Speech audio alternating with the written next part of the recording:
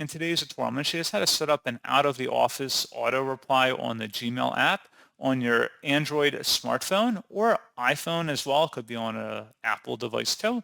So this should hopefully be a pretty straightforward process here, guys. And without further ado, let's go ahead and jump right into it. All you have to do is select the hamburger icon in the top left corner of the Gmail app. And then you want to go down and select the settings gear button. Go ahead and select your email address from the list.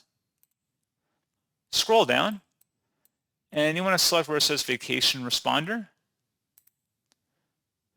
You toggle the Vacation Responder on. You can set a first day as well as the last day as well. You can enter in a subject line too, as well as messages, whatever you want the message to be.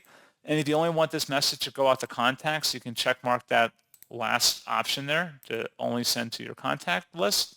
So pretty straightforward process on that, guys. You would click on Done to save it, and that's pretty much it. So pretty straightforward process, and as always, thank you for watching. I do hope that I was able to help you out, and I do look forward to catching you all in the next tutorial. Goodbye.